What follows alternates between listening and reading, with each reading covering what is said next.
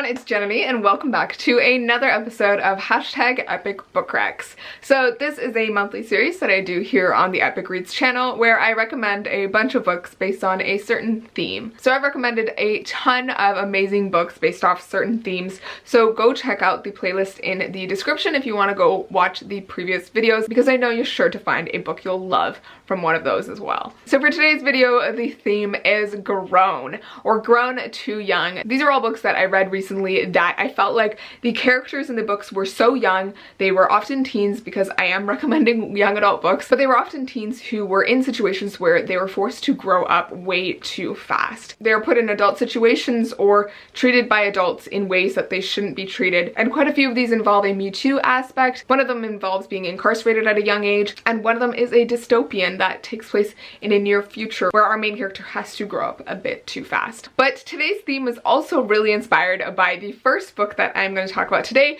which is Grown by Tiffany D. Jackson. And I kind of felt that this word, the name of this book, really fit all of these books actually, because all these characters are just forced to grow up too fast. They are made to feel grown even though they are still young. They still have a lot to learn and they still should be protected to a certain extent. But Grown by Tiffany D. Jackson is an incredible and phenomenal book. This is a book that left me breathless by the end. I am actually a super big fan of Tiffany D. Jackson. I am trying to catch up on her backlist books. I have one book left to read, but I loved Let Me Hear Rhyme by her, and I've actually recommended it here before, and so I was super excited to pick this up. And Grown is actually coming out next month in September, but basically this book follows our main character, Enchanted Jones. She is from a kind of bigger family. She's the oldest of her siblings, and she's always kind of had to take care of her young baby siblings, and her family doesn't come from a lot of money, so they've kind of been struggling with that. But they end up moving to this new neighborhood away from her grandmother, and she's going to this new school and she doesn't really fit in, and she only has like one friend. But Enchanted has always had dreams of becoming a singer. She has a beautiful voice, and she decides to attempt to enter this singing competition, so she auditions for it, and at that audition she ends up meeting this very legendary, really huge R&B star named Corey Fields. And Corey leaves a really strong impression on Enchanted, but the thing is that Enchanted is 17 and Corey is 28. But that's actually the second scene of the book. The first scene, the way that the book opens up, is that Corey Fields is dead and Enchanted is covered in blood, standing in the same apartment with him and not remembering what happened. This is both a mystery but also a coming of age story, but also a story of abuse and of a young girl being taken advantage of by someone who is much older than her, someone who should have known better, someone who she should have been protected from, but someone who has been enabled by society, by the celebrity status that he has. And this book honestly just threw me away, and there's actually a letter at the beginning of the arc where Tiffany D. Jackson kind of talks about her inspiration for this, because she was in a similar kind of situation when she was younger, which I thought was super interesting. So this is definitely a story that is very close to the author, and I think that really shined through. And I felt so much for our main character, Enchanted. She is such an honest and well-meaning and innocent young main character who is only trying to pursue her dreams and ends up embroiled in this relationship with Corey. And this book does show the kind of different sides of the story and the way that she is often vilified for, you know, making this decision at such a young age, instead of blaming the older people who should have prevented this from happening. I will say this book has a lot of content warnings for sexual abuse, rape, assault, child abuse, kidnapping, and addiction to opioids. That's in the beginning of the book, so I just wanted to let you guys know if you are planning to pick it up, which I really hope you are. Alright, the next book is pretty similar, and it is one of my new all-time favorites, I think, and that is Parachutes by Kelly Yang. So this is a book that follows two main characters, Dani de la Cruz, who is a Filipino-American girl. She goes to this like fancy private school. She is one of the scholarship students, and she and her mother work for this cleaning agency, so they go to these wealthy homes in the area in California and clean their homes. And so Dani has always been really dedicated to school and is determined to get into her top university and kind of move up in life. But our other main character is Claire, who's over here, and she is Chinese. She's from China, and the book actually starts with her in China with her mother and her family as they start to come to the decision to send her to America to finish off high school there. And this book follows a bunch of characters who are these things called parachutes. So parachutes are these Asian kids who are sent by their wealthy parents to live in America and go to school there, and are kind of dropped down like parachutes. And so Claire does not want to move to America. This is the last thing that she wants. She has to leave her boyfriend, she has to leave her mother, but she is forced to kind of move to America, and Dani and her mother end up being Claire's host family, so they're hosting Claire in another room in their house, and so the two girls kind of interact through that means. But Claire is in this situation where she's without parental supervision. She is forced to kind of grow up really quickly and kind of be on her own, and she's making friends along the way with other parachutes, including one who is maybe not so good for her. This book is totally wild in the sense that it is a huge cast of characters, even though we're mainly following Dani and Claire, and it kind of feels to a certain extent like Gossip Girl because a lot of the characters are pretty wealthy and they go to this fancy school, but there are a lot of holes to this kind of beautiful facade that they have. This book also has a content warning for scenes depicting sexual harassment and rape, so I'd be careful of that. But overall, this book just dealt with those subjects very well and in a very tender way, and I think the really strong point of this book was seeing the way that these two girls, Claire and Dani, how their stories are very separate from each other, but they end up in situations very similar, and the way that they kind of come together by the end was just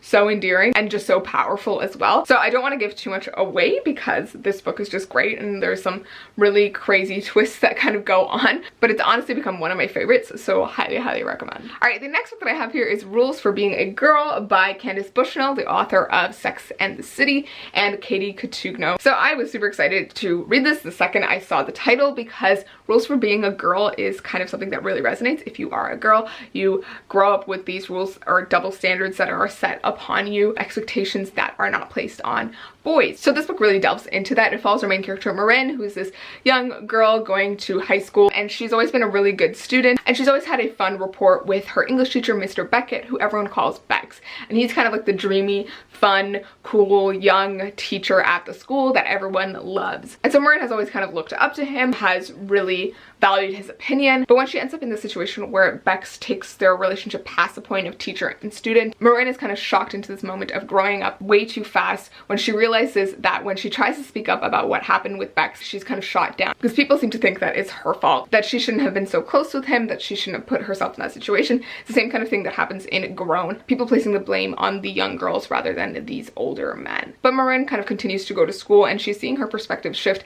as this situation starts to unfold, and she goes from a girl who has a boyfriend who says casually sexist things, and she goes from being this kind of passive observer to these very sexist things going on around her to becoming a little bit more radicalized. She, you know, becomes a full-on feminist, and she starts a feminist book club at her school. She starts talking about these issues more. She builds a rapport with one of the female teachers at the school who starts to supervise the feminist book club, and there's also a really sweet romance in this as well, which was just so adorable, and I absolutely loved it, and I just want a character like Gray, the main male character. But honestly, this is just so great. It's a really short book, but I think Marin's journey throughout this book was just really interesting, and I loved seeing her come into her feminism and also learning more about it and trying to take a broad intersectional approach to it as well. So that was super great. Love this book, highly recommend if you're looking for a feminist book rag. Alright, the next book that I want to recommend today is The Merrell Thieves by Sherry Dimeline. So this is a book written by an Indigenous author from Canada, and it's set in kind of this futuristic, dystopian, post-apocalyptic type reality where climate change has kind of ravaged the world, and Indigenous people of North America are being hunted for their bone marrow because there's this phenomenon that has happened where people have caught this sickness where they can no longer dream. They can no longer go to sleep and dream, and so Indigenous people are hunted for their bone marrow because it is said to be the cure for this dreamlessness. And so people are hunting Indigenous people and putting them into these new age versions of residential schools. And so our main character's name is Francis, but everyone calls him Frenchie, and he is on the run with his brother at the beginning of this book and ends up losing his brother to these recruiters, and so he is left on his own and ends up joining up with this group of Indigenous people who end up in a kind of found family. And this is a book that has a really strong found family aspect, but it also has a really strong aspect of a lot of these young kids in this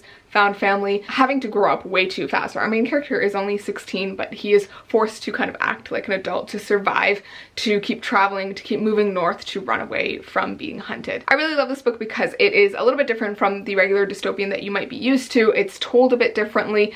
The book has a lot of passages where characters are telling their stories in kind of a oral history type of format, which was really interesting. And each of the characters within this found family have a really interesting backstory, and and journey that brought them to this family. And so hearing from their perspectives was just so interesting, and seeing Frenchie learn from his peers and grow up in a really quick way when he's forced to learn the history of his people and the way that they were treated even before this kind of post-apocalyptic future. Overall, this book was just really great, and I loved reading a book by an Indigenous author. It's super short, it's only like about 250 pages, so highly recommend because it is just a powerful story. Alright, so the last book that I want to recommend today is Allegedly by Tiffany D. Jackson. So I am recommending 2 Tiffany D. Jackson books today because she's just awesome, and I picked this one up shortly after Grown, and I was like, I can't not recommend this as well. So this book follows our main character, Mary B. Addison, and Mary B. Addison killed a baby.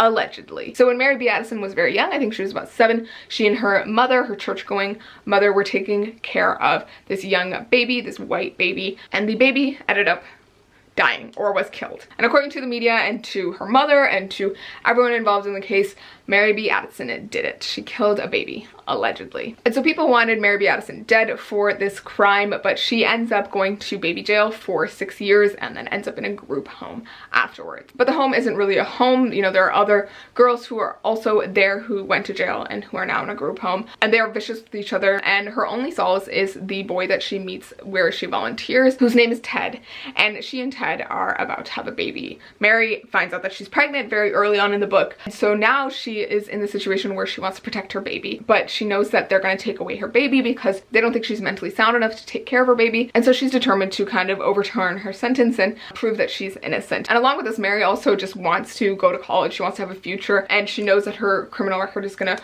weigh her down, and so she's trying to take the SATs. But this book is kind of a roller coaster ride because there's not only these, you know, parts in the present where Mary is trying to deal with her situation in the group home and also fight her case, but there are also parts and flashbacks to when she was with her mother and the very troubling childhood that she went through, and also all the passages that deal with the crime that she committed, allegedly. This book has so many layers to it, and once again, it's a situation where this very young child is forced to grow up really quickly. Mary was only 7 when this happened, and she was forced into jail, and now she's in this group home, and she's forced to grow up so quickly, and then she's pregnant, and she's trying her hardest to do the best for herself and for her baby. But this is also kind of a mystery thriller. There's a lot that goes on in this book, and it has some really incredible twists that I just blew my mind. Like, I reached the end of this book and was like, oh my god, like I was haunted by the end of this book because it was just that good. This book also has a lot of content warnings as well, sexual assault, rape, child abuse,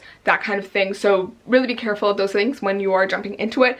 But it is honestly such an amazing book, and I cannot recommend it enough. Like, this is a book that blew my mind away, and Tiffany D. Jackson just has a way with mysteries that is just so incredible. This book, but also Grown, like, were just so well done. Alright, so those are the 5 books that I wanted to recommend today for this episode of #EpicBookRecs, for books that deal with characters who have had to grow up way too young.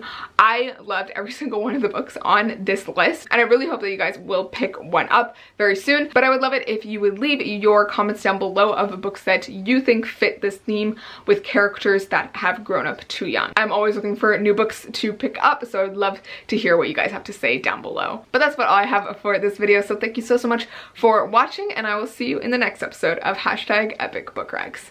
Bye!